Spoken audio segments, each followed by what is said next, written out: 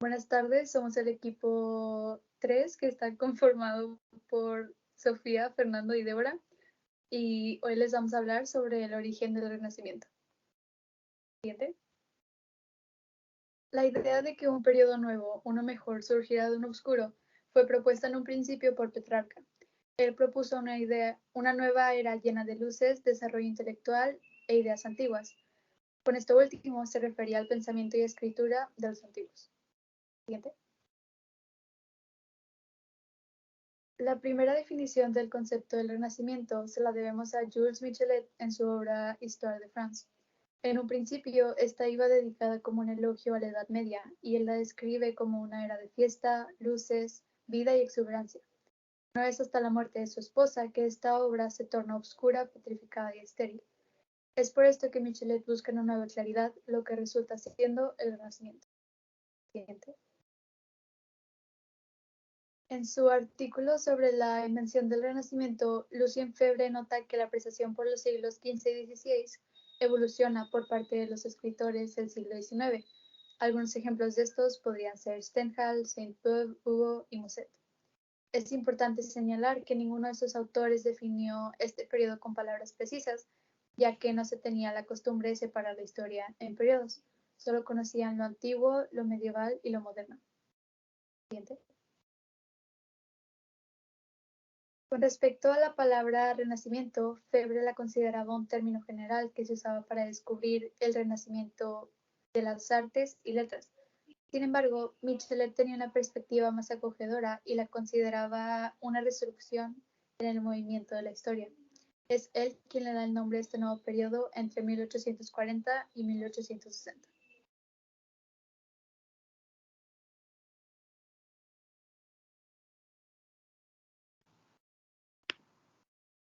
Hay dos personajes que cautivan a Michelet y que éste evoca precisamente en su historia de Francia: Carlos el Temerario, duque de Borgoña, y Carlos I de España. Michelet vive en ese mundo banal, caracterizado por la ambición del dinero y vulgarmente burgués, como es la democracia en Francia de Guizot y de Agustín Thierry.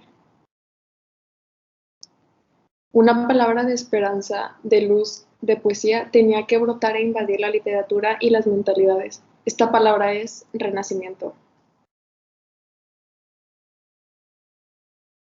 Pero no es como lo imaginamos, sino que el renacimiento michelista de 1840 es el final de ese estado extravagante y monstruoso, prodigiosamente artificial, es decir, la Edad Media cristiana. El pesimismo de Michelet desvaneció la Edad Media y en ese momento advierte el comienzo de la mundialización. Se trata también de la victoria del pueblo sobre las monarquías y las naciones, señalando que el hombre es creador y que el mundo moderno fue su creación, al que la Edad Media no podía contener en sus polémicas negativas. Michelet retomó en su curso la historia de Francia a partir de la Galia romana y alcanzado el fin del siglo XV declara: hemos llegado al Renacimiento con la expresión regreso a la vida. Llegaremos así a la claridad. Y de ahí el título de su segunda conferencia del 9 de enero de 1840, La victoria del hombre sobre Dios.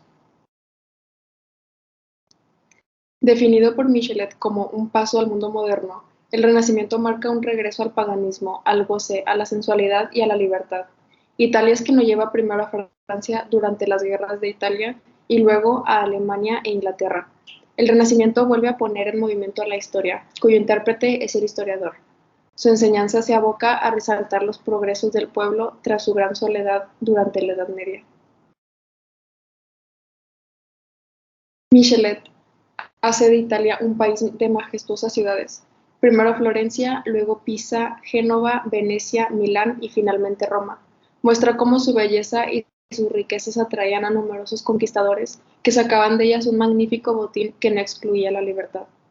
Así también termina la descripción de este tiempo moderno con un llamado místico a combinar su vida y sus enseñanzas. Es importante notar que a pesar de la importancia de la perspectiva de Michelet, el concepto del Renacimiento como un periodo se le atribuía a Jacob Burckhardt.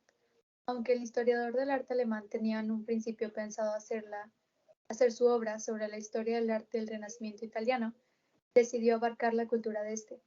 Esto no solo en Italia, sino que también habló sobre la historia cultural europea. A esta la llama Die Kultur der Renaissance en italiano. Siguiente.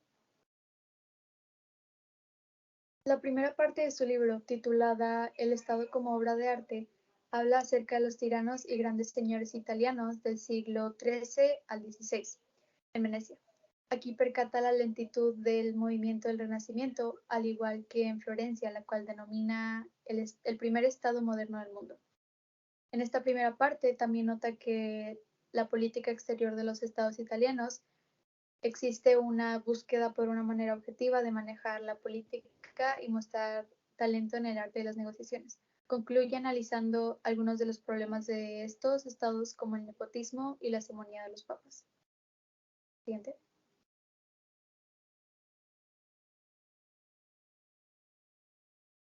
En su segunda parte, Burckhardt menciona que el hombre del Renacimiento tiene cualidades individualistas y puede sentirse en casa en donde quiera que esté. Lo trata como un personaje versátil. También hace una comparación entre el hombre de la Edad Media y aquel del Renacimiento. Menciona que el hombre de la Edad Media tenía límites en cómo expresaba su religión, ideas y su entorno social, mientras que el del Renacimiento era libre a formular su personalidad sin presiones ajenas. Por último, señala la evolución de la gloria, la cual se vuelve el objetivo de la sociedad renacentista. Siguiente. La tercera parte de su obra tiene como objetivo principal hablar sobre la resurrección de la humanidad, en el sentido de un regreso al pasado glorioso.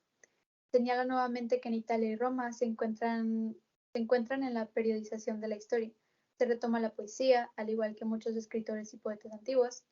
También se desarrolla el humanismo en círculos burgueses de clase alta y la literatura ritual vuelve a incorporarse en la vida social.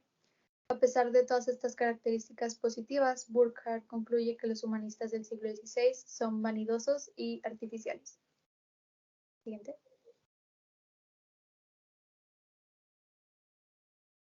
En las tres últimas partes, Burckhardt constituye la esencia del Renacimiento, haciendo recuerdo en el auge de la astronomía y la belleza de la naturaleza, asimismo con el descubrimiento del hombre, fundamento del humanismo y el poder descubrir el mundo. Siguiente. En el campo de la indumentaria se marca el nacimiento de la moda, en el cual la mujer se ve influida por ese movimiento, la cual recibe una educación totalmente masculina. Esto a base del purismo y el preciosismo que ocupaban un lugar inédito en las propias conversaciones que se tenían en esos tiempos. Siguiente. La obra de Burckhardt concluye con algunos capítulos que dan una idea poco atractiva del Renacimiento, ya que se ve el instinto del mal propagado, ya que al final de la obra se daba una idea del país de Italia que llegaba a un individualismo al límite extremo, que se llegaba con una perversidad absoluta. Siguiente. Burckhardt es sensible a las supersticiones, especialmente las pseudocientíficas. Sin embargo, este termina su obra con el debilitamiento de la fe. El Renacimiento condujo así a una laicización generalizada, la cual no se llegaba al ateísmo, pero a la falta de creencia sí, ya que lo llegó a hacer cosas de forma laica y no estando bajo una influencia religiosa. Siguiente. Asimismo, queremos llegar con conclusiones acerca de cómo los tres dieron su punto de vista acerca del Renacimiento. Así iniciando con Michelet, que es el final de un estado extravagante y monstruoso, que marca un regreso al paganismo, al goce, la sensualidad y a la libertad, que está caracterizado por la ambición del dinero y vulgarmente burgués. Febre, da el renacimiento de las artes o letras, que en la primera mitad del siglo XIX y la apreciación de los siglos XV y XVI por parte de los grandes escritores de la época, que dio una evolución. Y Burckhardt, que su objetivo era analizar la lentitud del Renacimiento. Nota que el hombre del Renacimiento es libre y que en el Renacimiento el sentido da un regreso al pasado glorioso.